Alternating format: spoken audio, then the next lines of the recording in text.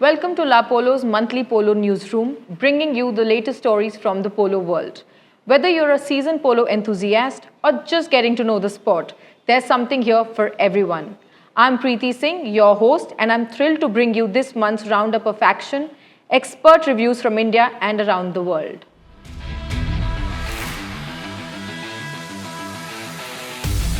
We have a few updates on polo from the international circuit.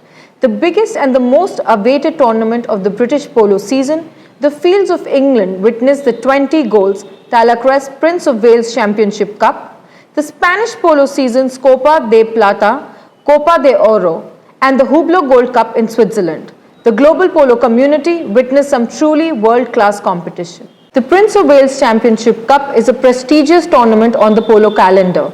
Held in Guards Polo Club, this tournament is known for its high-level competition and incredible atmosphere.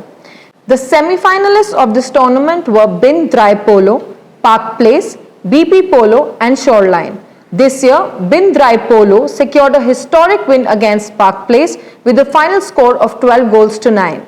The match was a roller coaster, with Mohammed Bin Dry being awarded the most valuable player of the game. After the major tournaments wrapped up in the UK, Ayala Polo Club in Soto Grande, Spain hosted two high goal tournaments last month, Copa de Plata, Teralpa or Silver Cup, and Copa de Oro, Turkish Airlines or the Gold Cup.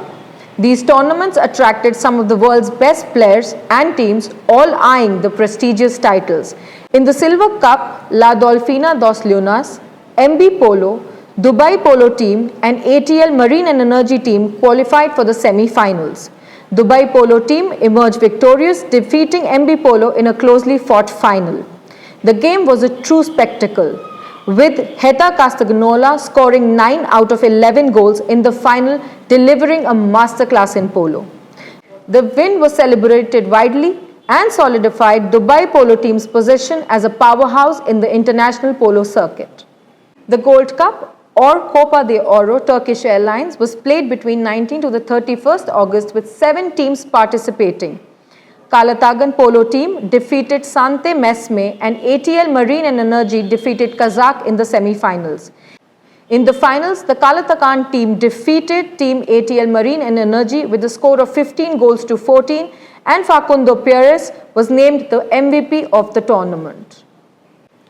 The highly anticipated 3,600 feet high goal tournament, the Hublot Polo Gold Cup, was held in Switzerland. With 4 best 14 gold teams, the Hublot Cup was indeed a tournament to be witnessed.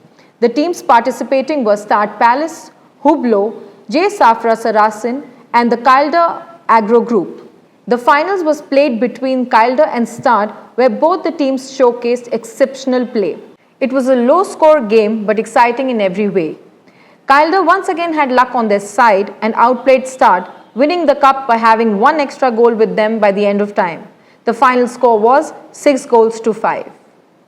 The international polo landscape continues to thrive, with each tournament bringing its own unique flavor and excitement.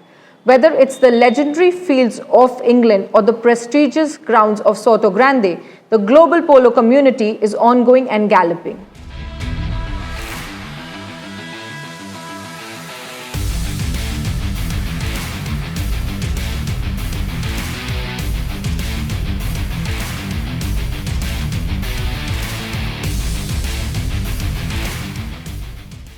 This year, the beginning of the Indian polo circuit in Bangalore has seen some high-octane, low-goal tournaments that have kept the audiences on the edge of their seats.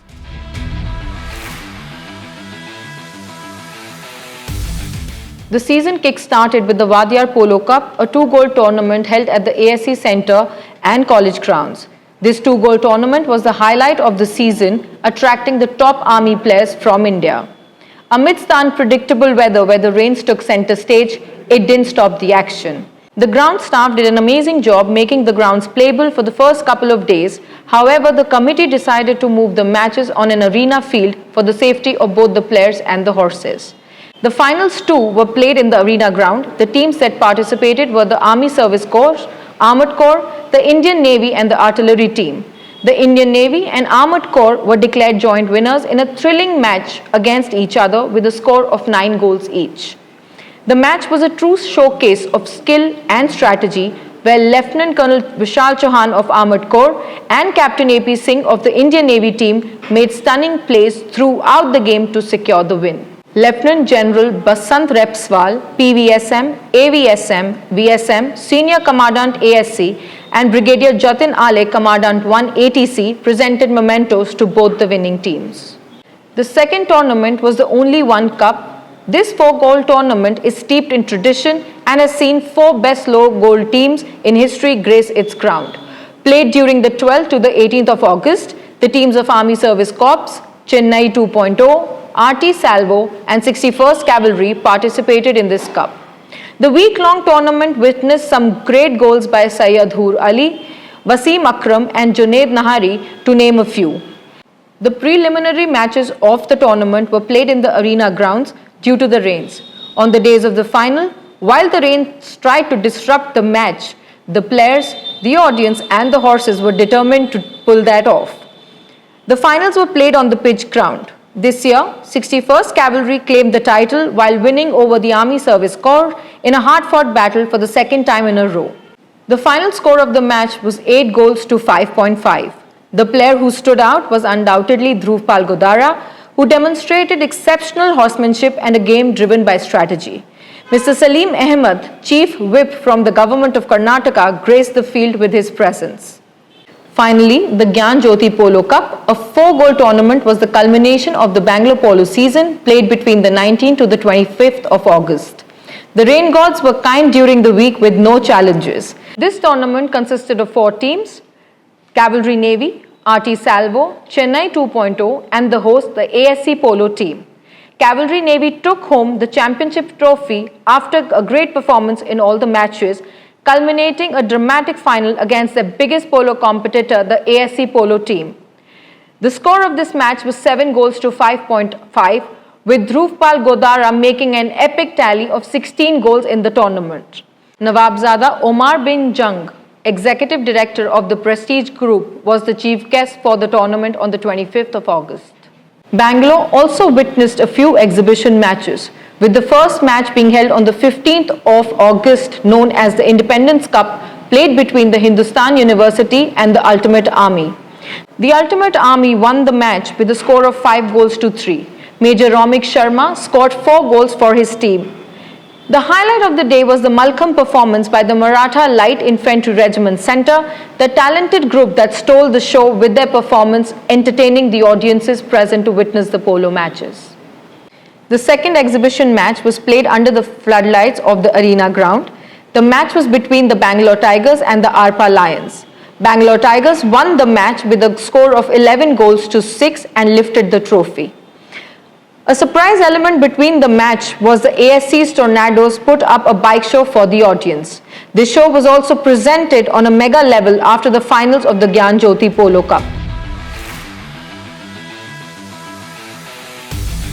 After the second exhibition match, the Army band in their LED costumes was the highlight for the evening.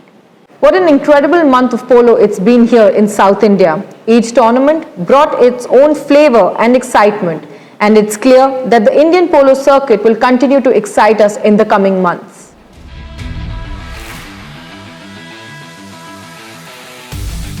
To give us more insight into what happened in the Bangalore season and what can one expect from the upcoming season, we spoke to an Army veteran who was in his times a skilled player and represented the ASC. Till date, he continues to support the game and also engages the audience with his unique style of commentating. Let's hear his thoughts on the Indian polo scene. Hi Colonel Shakti and welcome to the La Polo Newsroom. What do you have to say about the Bangalore Polo season and the upcoming season? Well, thank you La Polo, and at the very outset my compliments for starting this lovely episode, the newsroom bit. The Bangalore Polo season happened in August this year, and this was the beginning of the polo season 2024-25. It was a pretty challenging task. It always is to organize polo in Bangalore, firstly because of the distance that is involved in moving mainstream horses and teams from central northern India coming all the way to southern India to play, and the challenge which the weather, rains in particular, impose on us.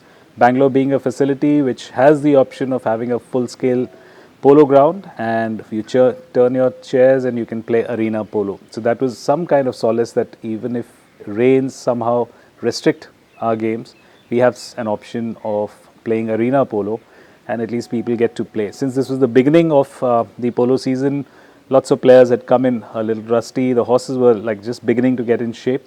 So we started with the low goal tournaments first. 4 teams had landed up in Bangalore and a few individual players. We had the teams from the cavalry, the Indian Navy, the Army Service Corps, the artillery team, and the Chennai team. So these are the 5 teams which participated. The essential part is we encouraged low goal polo. We wanted players who are not getting opportunities in Delhi and Jaipur to at least get a go at a good IPA tournament in Bangalore. The weather played spoil sport in the beginning, and we had a few falls. We regret that. I mean, we put in all the hard work in the ground, but you can't stop rains. And polo is the second fastest sport on earth. So once you start playing, the players are unstoppable, and we had some injuries. Thereafter, we decided to take a very considered call, and if the ground conditions were not proper, the tournament committee felt that it is not proper, we moved to the arena 3-a-side, and that was great fun. I'm sure the players enjoyed. The horses also kind of get into shape. It's softer turf, so we had arena polo there. Towards the end of the season, the situation improved drastically. The ground was dry, and what we saw at the Gyan Jyoti polo finals, it was like one team was 3 goals, one team was 1 goal, so it was like a 4-goal tournament. But the pace at which the finals happened was, I think, at par with any 8-goal tournament anywhere else in the world. So we're really happy, and Bangalore got to witness some fast polo for a change. The spectators from Bangalore, it's a sports-loving city. They really love. They come there in great numbers. The organizers, the AC Centre in college, do a great job in organizing. They pep up the stands very well. Polo is appreciated. That was the intent. Very, very ably led by Lieutenant General B.K. Repswal and his team at the AC Centre in college. I think they put up a fabulous show. Our sponsors came in great numbers. Mostly, heartfelt thanks and gratitude to the government of Karnataka, which came out, supported. There were banks which were supporting. There was the Conrad Hotel, which was the hospitality partner. There was Champions Ranch, so on and so forth. There were a couple of sponsors which really, really, upped the ante in terms of facilitating the sport. Tradition-wise, the Wadiyar Polo Trophy, which is a rolling trophy, 3rd time on the trot, we've had the Wadiyar Polo Trophy, which was instituted by the royal family of Mysore. So that little connect in southern India is always there. So I'm sure that watching polo, all the youngsters in southern India will take this sport as part of their profession and passion, and polo is bound to grow in southern India.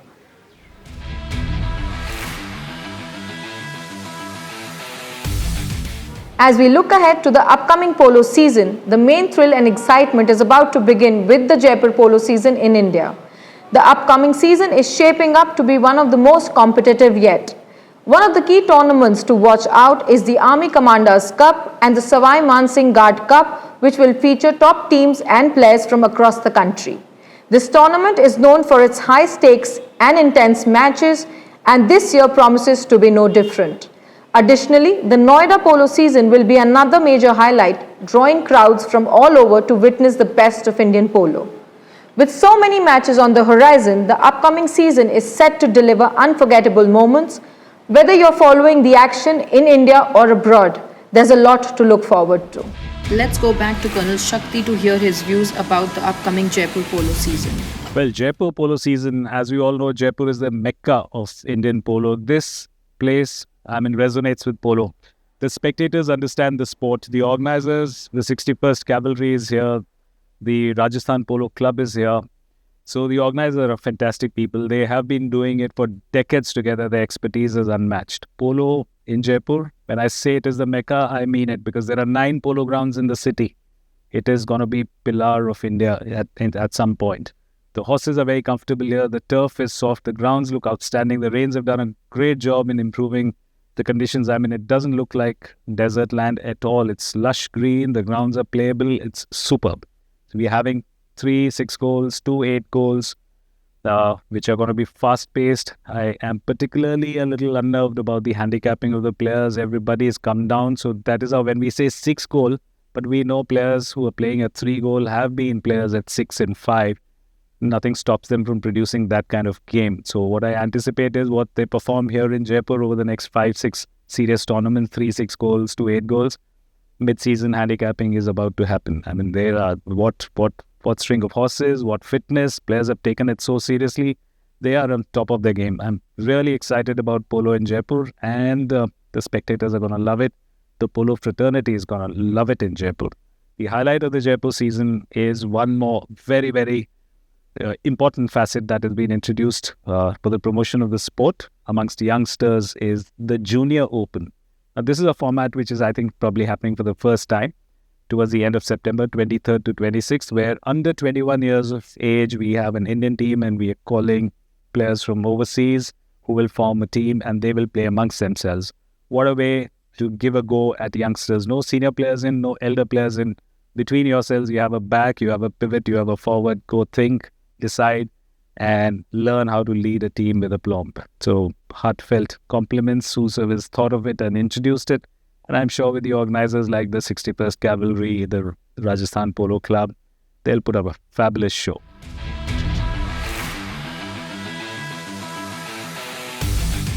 And that's a wrap for this month's edition of the La Polo Newsroom. We hope you enjoyed our in-depth coverage of the latest polo happening and news from around the world. Be sure to follow us for more updates and the latest happenings in the world of polo. We will be back next month with another action-packed episode. Till then, stay tuned.